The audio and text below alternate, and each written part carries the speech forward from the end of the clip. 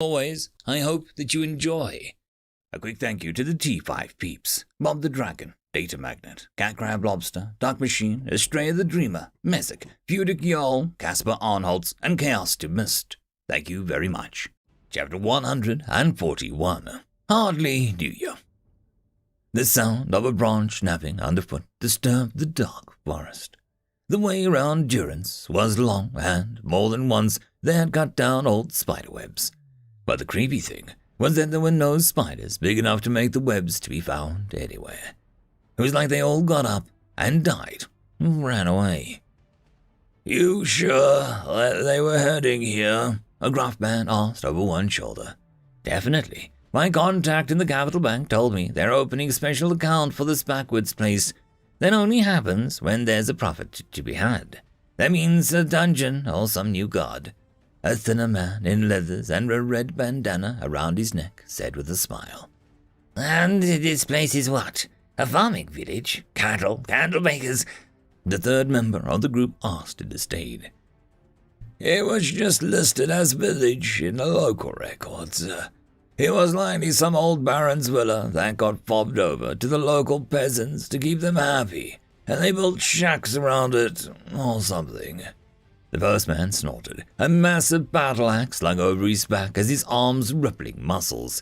His bald head has a nasty burn scar going down one ear.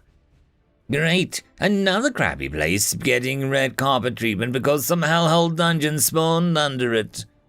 Their third person, a woman with a staff that had 3 snakes intertwined together until they all led into a red orb at the top. The woman wore a shimmering purple robe that had massive slit going up the side, and her heels would be unsuited for the forest. But little magical platforms appeared under her feet every time she took a step. The last member didn't speak at all, but their form was hidden under a cloak, their bulk bulging at the seams, while the book they held had yellowing pages with the symbol of 2 eyes in front, one blue and the other yellow. "Halt!" the first man said abruptly, causing the group to come to a dead stop as they listened. Far ahead of them, a man walked around with a jar, picking up mushrooms. His dress robe was expensive, and he looked to be some scholar. "Huzzah! Remove or ignore?" the man in leather asked, drawing a wicked long curving black blade that began to immediately drip the moment he removed it from his sheath. "Ignore! We might need the town to use as an inn or info source. No need to burn bridges before we use them. Put your blade down, Khan." Hazer instructed, and the other man looked massively displeased, but did so. The dripping stopping the moment it was back in its sheath. The ground from underneath them hissed where the magic acid ate into the plants and the roots in the soil.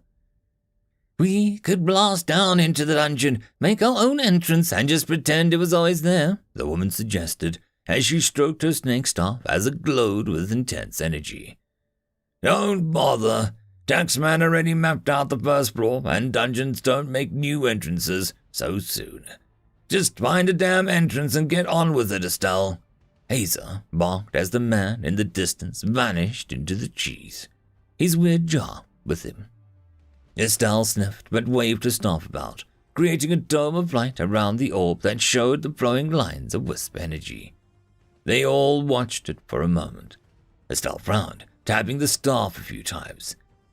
"I'm getting strong mana influxes from the village, but that must be royal knights, those monsters, but others' mana signatures are coming from the opposite direction, and it's definitely not human." Estelle pointed to a series of streams as she prodded. The streams moved under her finger, as if she was something unpleasant. "Follow the orange lines, and we find the filthy hole in the ground," Estelle said with a smug superiority at her work. Hazer longed to point out that a 20-minute search or a marked map could do the same results, but she would get into a snit, and Estelle in a snit was far worse than a flesh leech stuck onto his family jewels. The last member of the group merely watched in silence from their shadowed cowl, gloved hands gripping their book tighter. Together they moved as one through the woods, eventually being led by Estelle towards a clearing where the entrance to the dungeon was hard to miss. It wasn't the usual skull maw or glittering jewel affair. Those who say forfeit may leave, Hazar muttered, reading the carved words into the arch above the door. Cute, Cod said as he walked up to the closed stone door, spinning the series of symbols on various rings with the frown. I hate puzzles, he declared abruptly. Any guardians or dungeon protectors? Hazar asked the cloaked figure, who shook their head after a moment. They gave Hazar the creeps, but their ability to perceive things was unquestionable. Khan pulled his knife out and buried it into the stone where it sank like he was stabbing butter. He slowly moved his hand around the ring as his stone bubbled and black acid smoke filled the air. Moments later, he shoved with his shoulder and the puzzle slid inwards, letting Khan dig deeper until the whole door groaned, opening with juddering movements. Everyone loves a one-trick man who only knows how to penetrate, Estelle yawned, waving the smoke away as she walked down past Khan, who scowled at her back. He moved aside to let the cloaked figure down next. Estelle, I can be paid to tolerate, but the creep is setting off every alarm I have, he muttered to Hazar, who slowed before him. They're not human, but that doesn't matter, he said back and nodded for Khan to guard the rear as they went down next. Hazar took the last few steps in time to see Estelle kicking tables over in disgust. Gifts! Tributes!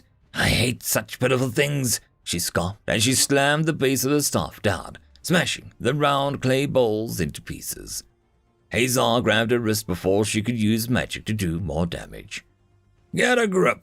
The act was cute when you were in school being taught how to wipe your ass, but down here, you do what I say, he reminded, and she glared at him, her skin crackling, burning his fingertips. Still, Hazar didn't let her wrist go or look away. Fine, Estelle said finally, and wrenched her arm free to sulk over by the wall. If the damn woman wasn't so talented, so damn useful, Hazar would have taken someone else. The blood was thicker and all of that. Well, you're off to a great start, a voice said, dripping with sarcasm.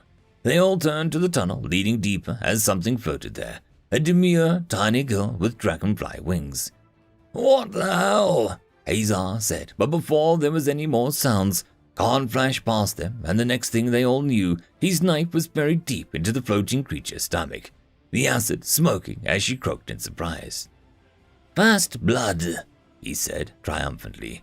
There was a hacking cough, the sound of someone trying to dislodge something in their throat. My first date, no, my first clients, and this happens, the fairy screeched, her skin melting off in rage as she yanked the knife clean out of her body with annoyance. Must be some rule-bound creature. Can't stop being so rude, Estelle said smugly as she walked forward, stepping on the remains of a childish temper tantrum, spreading the wooden and clay mess. Little monster, do you speak riddles? Must we guess your name? Estelle asked in a voice that was akin to speaking to a child. Hazar would be worried, but he could see the thick layers of magical defenses over her body. Even if Hazar swung with everything he had, Estelle would likely shrug it off with ease. The woman was a prodigy in barrier magic. God liked to joke that she was so good at it, no one could actually get close enough to see if she had any likable qualities. The fairy inhaled, half its face fixing itself, but one side of her face was still an exposed black skull. Something about that made Hazar frown. Black skulls. Why did they remind him of something? Riddle me this, riddle me that, the fairy began, face turning serene, which only made Estelle appear even more smug. How does one even fit in that dress when they're so damn fat? The fairy's tone turned as acidic as Khan's knife. Twin barriers appeared around the word in the air, shimmering blue, as they pressed in on the creature as Estelle's smirk turned strained.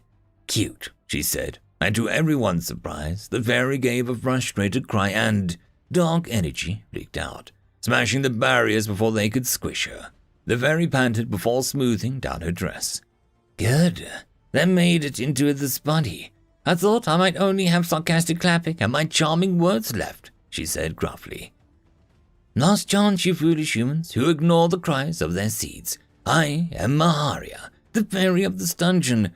I'm the only friend you'll have down here, and if you reject me, I'll bathe you in tears, she warned, skull socket igniting with a fire.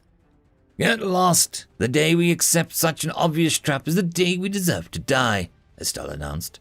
Hazar didn't quite argue. He was too concerned about this whole thing to be fully against or for the idea. Dungeons were tricky things. Sometimes they were so simple in nature that people couldn't help but look deeper for trickery. Which was it here? He risked a peek at the cloaked member. They simply watched Maharia with a long look before turning their head to Estelle, and he could almost feel the disdain coming off of them. I know your feelings, but know you must follow your code of honor, he said quietly, so only they would hear Hazar. They finally spoke, and the sound of it made him grimace. It was like windpipes slowly blowing in a way that sounded like words, a form of mana speak that vibrated mana rather than air. I won't harm her for disrespect, but I can detest her in my heart. All I wish, they reminded. Hazar really wished these kinds of people weren't rich or resourceful. The Order of Silver was a pain, no matter how simple the task was. Those who hunted the Silver God. Bunch of dungeon-worshipping nuts, Khan said as Maharia took them all in, and her smile was coy. My, and I thought I had a chance. You lot are just oozing with confidence. I shall enjoy watching it crumble. But, don't kill, don't steal, don't harm, and you'll come up richer than rich. But act as you are, well, I've always wanted to see her go all out. I think she even held back against me somewhat. The fairy mused, floating back down the tunnel, her form turning translucent. There was a force of magic in the shape of a fist flung down the tunnel, going through her ghostly fairy as Estelle scoffed. Maharia's giggles were loud, clear, and sinister. Well, that sounded like a challenge, Khan said eagerly, as a cloaked figure wandered over to some mockery of the dead, some memorial hall. Hazar didn't give it a second look.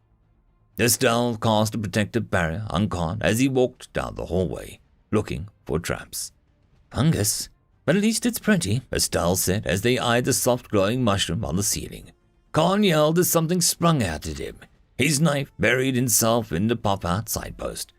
Jumpy, aren't you? Don't piss off the dungeon. No.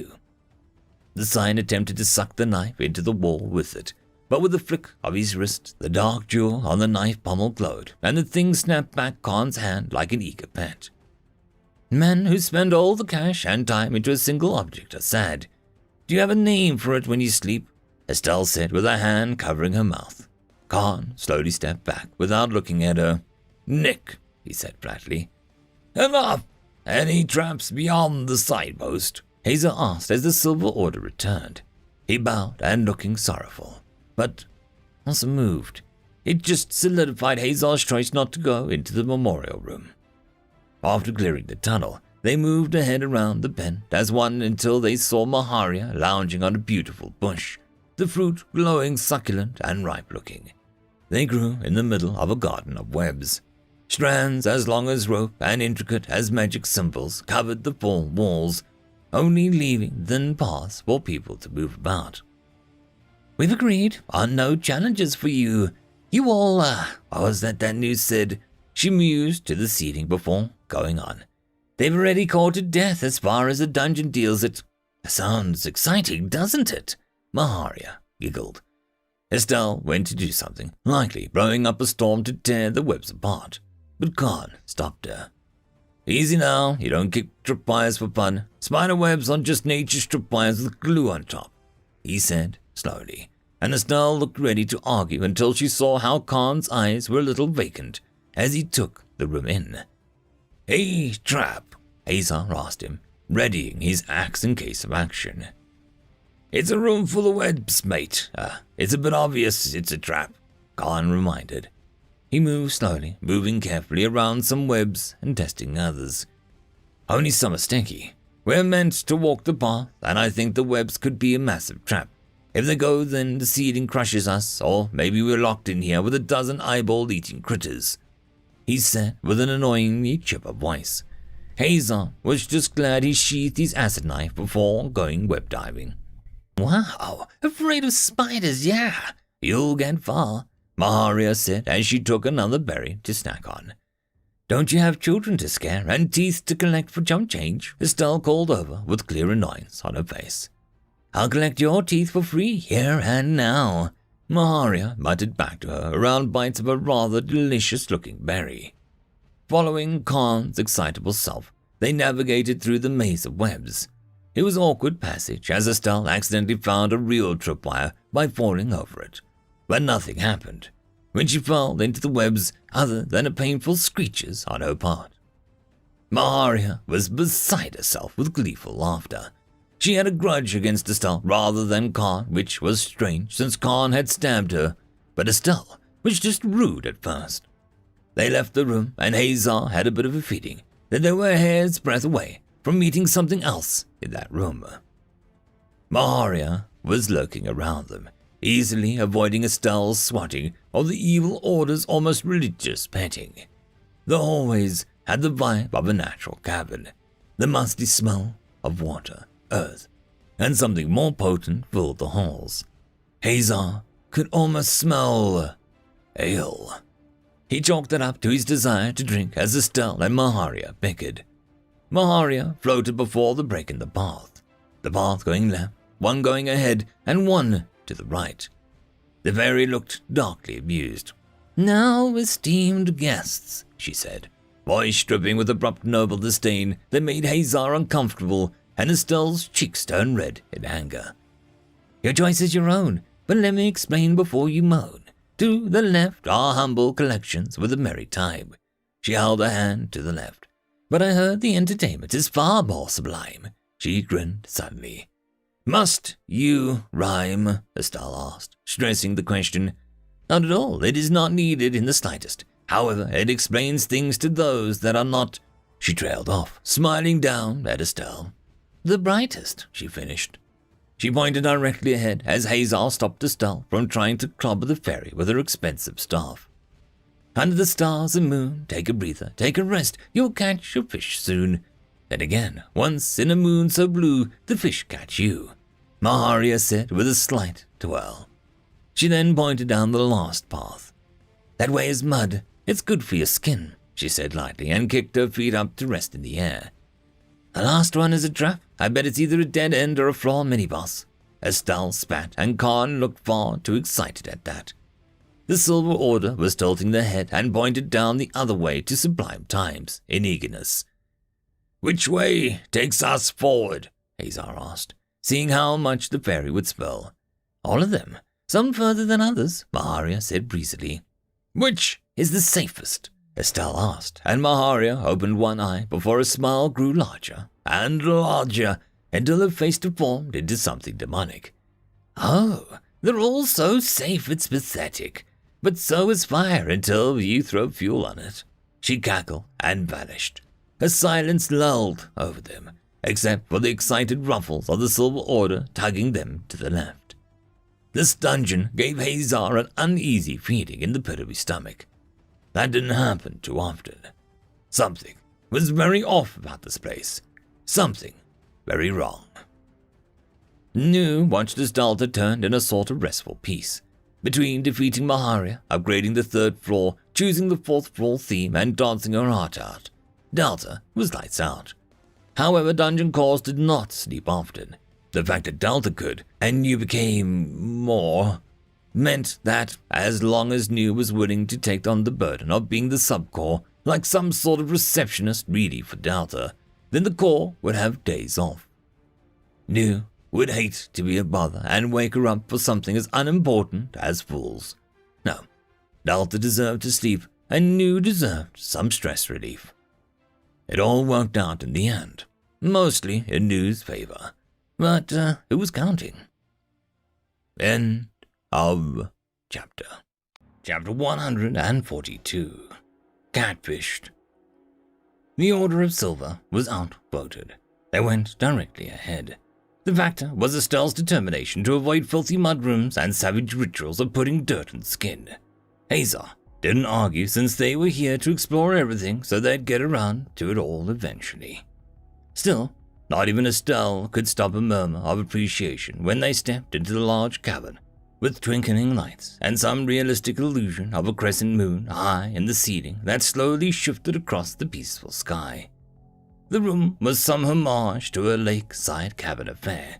Its trees and bushes didn't clump together to hide any monsters, and the lake was active with fish that occasionally splashed the surface in brilliant flashes of gold, silver, and mixtures. Off to their left was a circle of rocks, stumps, and fallen logs around a used campfire with stacks of logs nearby for ease of use. "No traps that I can sense, but like that barmaid back in Hollowful," Khan said slowly before grinning. "Just because they don't see it as hiding doesn't mean that you don't get a surprise when you get your skirt up. Not a bad surprise. Just not for me," he admitted as Estelle shot him a disgusted look before she waved a hand. "It's a lake. It is made of natural mana-infused water. A jug full of the stuff is already enough to bring in mages and alchemists. Natural occurring water like this just isn't found so close to the surface or in such volume," she said as she waved her staff about. Proudly, she leaned down at the lake edge, her staff recording conflicting energies. "There's, something else, a few things in this lake, I think," she mumbled, her staff prodding the lake surface. Her staff bobbed as she lifted it with a confusion to reveal a red crab hanging on the end with one claw. "Ugh, it's lousy with seafood," she moaned, shaking it loose at the tap of the surface of the lake to make the surface turn slightly transparent as she layered a barrier spell over it, slowly filtering out the murk for the moment. A circle about as wide as Estelle itself became clear, and at the bottom of the lake, only visible due to its immense glow, was a large blue crystal formation that pulsed gently. Hazar was no merchant or wizard, but glowing crystals in a dungeon was a pretty valuable in his eyes. "That's a water crystal, no, that's an untainted water crystal," Estelle squealed in delight. There was a tapping as the name was a pain. "What is it, Oz?" Hazar turned, the name coming off as Oz aloud. They were near the sign that said fishing and herb collection only. "Don't duck around." "No." "It's fine. I can't read," Khan said pleasantly. Oz tapped the pictures at the bottom of the sign with significance where it showed a stickman fishing and hugging a bush. This was followed by a long line of pictures crossed out. Crystal mining, peeing in the lake, two people sharing a tent, and what seemed to be two people arguing over justice, money, and politics. One of those seemed to be mad at the lake. "If I obeyed every warning I ever read, I'd be a dull girl," Estelle said dismissively. "You might also not be in severe debt to the capital," Hazar reminded dryly, getting a dark look in return. "Watch my back. I need that crystal. I could do so much water-repellent barriers or sell a water purifier," Estelle said, tapping her staff in a determined manner. "How? As far as we know, no crafters has set up in Snoozable outside. Without crafters, your treasure will only break down unless it comes from a monster," Khan pointed out. Estelle brushed a lock of her hair back with a smirk. "Old news, you stabby-happy gremlin. Perhaps you haven't heard that dungeon items only break down if exposed to outside global mana. I just happen to have this," she said, flourishing a big janky-looking bracelet that was too big for her wrist, and gaudy beyond belief with an emerald in the center. "I heard of storage rings, but a bracelet is new," Khan said slowly. Estelle hummed. "It's the newest model. I can store up to a variety of items, less if they're magic, but still plenty of space. The added mass means I can also use it as a defensive bracer, and it's fashionable," she said in a haughty laugh. "The gold is flaking off the sides to show the copper underneath. Shut it, Hazar. It was an investment," she snapped back, walking onto the lake with her magic heels, creating stable platforms for her. Oz was rapidly tapping the sign in a frantic manner, but Hazar felt a bit bad for the other two ignoring them. "You can lead a horse to water," he shrugged at them before motioning towards Estelle.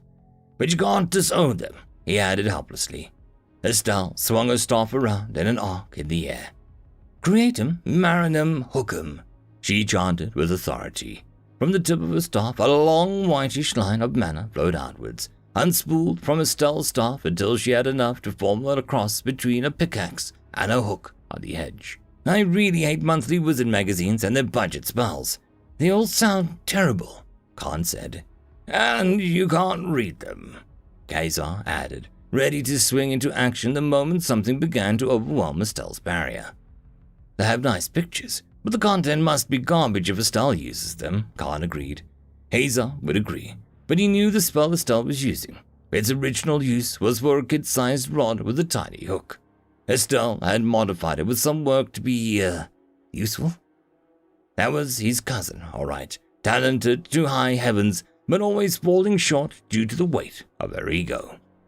Gimme, some loot, gimme, so I can give Det the boot, Estelle chanted as her magic line sunk into the water under her and moved deftly towards the crystal. Her line abruptly stopped and Hazar frowned, turning to see an oddly curious Oz fiddling around with a strange pedestal on the far side of the lake. Above them, the moon went from a crescent to almost full in a few seconds. My line must be caught in another crab. It's bobbing up and down, Estelle complained, yanking as hard as she could. The moon above slowly creeped to white fullness, lighting the chamber up like a dream. Estelle! Hazar snapped back as the black shadow grew rapidly under her. I almost have it, Hazzy. Stop acting like I'm useless, Estelle said, face turning red as she pulled with all she had. Khan and Hazar moved across the shadows of the lake, both attempting to get to the wizard, but a moment later, she was gone. Hazar watched as her barrier utterly broke under the gulping of a giant fish that couldn't possibly live in such a tiny lake.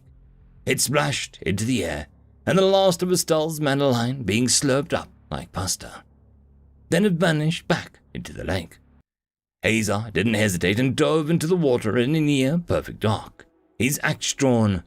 Khan cackled as he followed next. Order of Silver rank 299 stared at the slowly stilling lake's surface. They were undecided on how to feel. On one hand, Hazar wasn't a bad person. Order of Silver rank 299 enjoyed their sensible mind and calm attitude. On the other hand, Estelle. However, on the other hand, Khan. So that was 2 ups and 1 down for the party being wiped. Deep down, however, Silver 299 felt, a little perhaps sad that their time together was already over. It had been like having companions or, dare they say it, friends for a short time. Friends that had to pay to tolerate him, but friends nonetheless. Silver 299 lowered the cloak to reveal a misshapen head and squished metal and flesh. A knight's visor melted into the drooping eye and gaping mouth, the silver streaks twisting around the neck, intermingling with the skin. It was unlikely that Silver 001 would be found here. Not enough silver. Silver 001 wouldn't be around so much dirt in nature. But 299 found it quite enjoyable. Being in a dungeon always was nice. After a moment, the lake surface rippled to reveal a giant catfish creature. Its mana structure was a work of art. Chaos in motion that rippled like an uneven stars to 299's vision. Dungeon constructs usually had very little deviation in their bodies. But this dungeon, 299 had yet to find a single repeating pattern. It was borderline insane in its magnificence. The catfish opened its mouth to let 299 see inside, a dimensional space door staring back. They're not dead, but simply elsewhere. I'm happy and sad. Sappy at the news, 299 said in pure mana speak. You, a voice said, and 299 turned to see the fairy appearing before him. You're wrong, she said flatly, and 299 flinched, but he had heard of it before. Yes, he agreed. You're lucky you're here, otherwise the normal dungeon would try to end you. Are you a corrupted dungeon monster, or a human in the process of being a contract? She asked, and 299 eyed her, her glowing eye igniting in the knight's visor, and his human eye managing to look at her. Yes. The word hung there for a moment. You're pathetic, Maharia said, and 299 flinched again, pulling his hood up to hide his face. But so am I. You'll like it here, I guess, she said, and floated off. She paused to look back once more, blonde curls bouncing. Nu will hide you from sister and brother until Delta wakes. You're their ideal enemy. a dungeon being with its own growing seed. They won't be happy, or maybe they won't care. I don't know anymore, she said, and vanished. 299 stared, and the catfish nudged him with its tongue, inviting him to jump in. Making sure his hood was secure, 299 patted the fish. Thank you, cousin, he said, and hopped in, vanishing. After a moment, the giant fish sank without moving, eyes glued to a full moon with a gleam. Estelle moaned, her pillow feeling damp and slightly too squishy. The refresh and cushion charms must need renewing again. She would sneak them out into the Academy's laundry room and perform the magic there before the others could see. Estelle didn't want Melinda to see her with less than perfect appearances on room inspection. She spread the gossip that the farm princess slept like a pig back home, sweaty and disgusting. That cow, Estelle snarled, snapping her head up, ready to throw a blasting ball at the magic-proof walls when she stopped. She wasn't at the Academy for talented magi of the kingdom. She wasn't in a single room while everyone else had roommates. Estelle wasn't there. Instead, she had been sleeping on some large protruding fleshy lump that was sticking out the wall of some flesh corridor. Estelle inhaled, and the taste of raw fish clung to her tongue. The walls, the ceiling, the floor, the doors, it was all flesh, bone, and slime. Estelle let out a soul-wrenching wail. I'm fish food, she said in horror before she saw Hazar and Khan nearby, also staggering to their feet.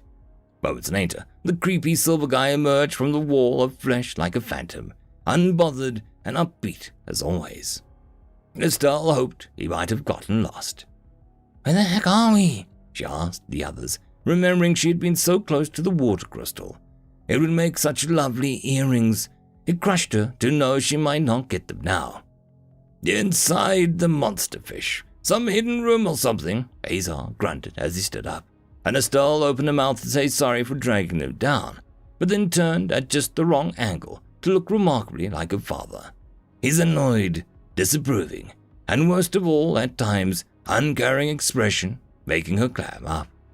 Gee, thanks. I wouldn't have guessed from all the drooling flesh and fish guts, she snapped back. Khan put his hand on the wall with little concern. It's not an actual fish. The walls are cold and there's no beat or blood rushing. It's just themed, I guess, he said, looking around as water came up at their ankles. The Order of Silver moved ahead, looking about as he touched what seemed to be a bony protrusion on the wall. Moments later, with a sickening squelch, a door opened like someone took a metal scoop to the walls. Estelle muttered a thanks as she stomped past, pushing her magic shoes to the limit to remain above the water. It might drain her mana just a little bit faster, but she would not walk in water that had crabs, eels, and what looked like broken pieces of white glass floating about.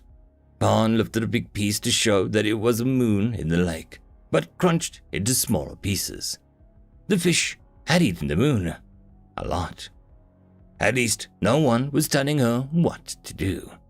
A sign popped out of the flesh crack and hit Estelle in the face with a goop and mucus, the sludge going down her neck and into her dress.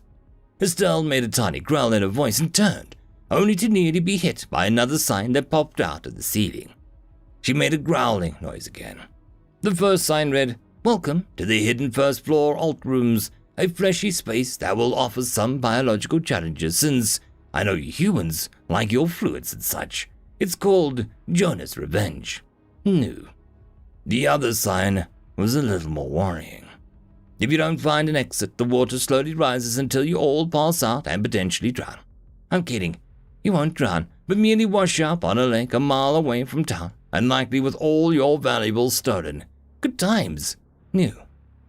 Where's the exit? Estelle said in a slight panic. Khan looked around with a calm expression. If this is modeled after a big fish, I can think of 3 exits off the top of my head, he offered, and Estelle stared at him in confusion for a moment before it dawned on her. I am not going out of fish's butt, she said, with the indignation of a priest confronted with his hidden reading material by the sisters. Hazar put her hand on her shoulder. If Khan and Oz say that it's the only way, then we have to go out the butt, Etsy. Let's find the butt, he said soothingly as Estelle's mouth dropped open. This dungeon was hell. Pure hell. Alpha followed the demure, ancient woman up a flight of stairs as she grumbled. The old hollow inn was the sort of what perfect inn should be if you asked Alpha. The slightly soft glow of the candles and a fireplace spread light up many floors as he ran his hand over the slightly chipped and marked wooden banisters, as the smell of bubbling stew and wax along with earthy smells filled his nose.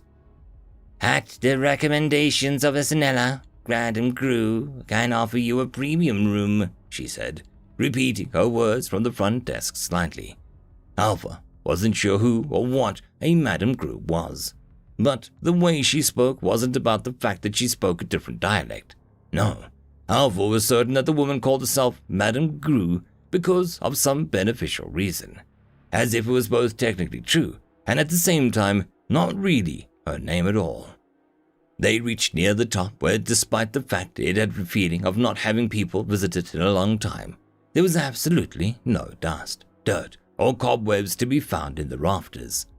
Stopping outside a very normal door, Madame Gu reached into her sleeve with a bony, pale hand that had expensive gold and copper rings on her fingers that sparkled with gems that would pay for a small plot of land in most places. The key she retrieved also looked quite normal, but it was metal and round, with sharp, straight edges on its wooden carving sides with glass teeth, and bone handle that meshed well with its stone head. Stop staring, it's rude, Gu reprimanded, breaking the spell, and Alpha saw the key was just a key. Apologizes, he muttered, and she sighed, putting the key into the door that seemed impossibly big and small for a split second before it too was just a door. Madame Gu will collect you in the morning. You will leave the room when the sun rises. You will have breakfast. Staying in the room beyond checkout will be quite impossible. Now, enjoy, the old woman said, more a warning than an encouragement. Alpha once again considered just sleeping against Delta's entrance and simply getting on with it, but he supposed he could look at the room. Inhaling, he took a step through the door and found himself in a single small room with a window. He took a step and looked down at the soft blue plush carpet that his feet sank into. He looked up at the shade hanging down over the light bulb. Without thinking, more on instinct, he reached up over and flipped the switch, casting light over the room. To his left was a bookcase covered in hardback fantasy novels, manuals for games, encyclopedias dedicated to ship designs, monster stats, and some space set aside for little plastic figures on stands. To his right was a desk with flat glass screen set behind a black row of keys with letters and comfortable-looking chair. A still half-popped can of soda sitting on a coaster, looking right at home to the side. Right ahead was a bed that he didn't know, but had known all his life. He looked over at the table by the bed and saw a simple notepad for some educational purposes. He picked it up and opened it to the first page. On the first few pages were comments and corrections. Need to work on your syntax, but massive improvement, Miss D. We went over this, so I have notes that you can take home. See me when you feel comfortable, Miss D. I'm so proud of you. 70%, Miss D. Alpha dropped the book to the floor where it flipped to pages of doodles, a scribbling of a boy dressed as a knight slaying ogres and dragons, smiling. It was horrible art. And of course, another comment. Miss D had drawn herself as a sun beaming down on the bad drawing. I might seem really hard, but if you work with me, you'll see all your problems are quite light, Miss D. Alpha looked around, taking it all in. He might need Madame Gu's help in the morning. He laid down on the pillow, and a scent so strong hit his nose, causing memories with no real detail to rise up. He closed his eyes, settling into an unknown but weirdly familiar sleeping posture on a strange but personal bed. Alpha remembered dreaming of a smiling woman holding out a test with a big smiley face next to a 90% pass mark. She wore a tie over a woman's shirt, a long skirt, and her face was blurred by the light and hazy fogginess. Adam, you made it. You can go on the trip. I'll drive everyone. Alpha curled up, resting deeply. End of chapter. And that, my friends, concludes this video. I hope that you enjoyed, and if you do, please consider supporting the author, even by popping over and leaving a thumbs up or a nice comment, just to show your appreciation for the story. However, if you wish to support this channel, there are links down below which will help immensely. I will see you all in the next one, and until then, I hope that you have a fantastic day. Cheers.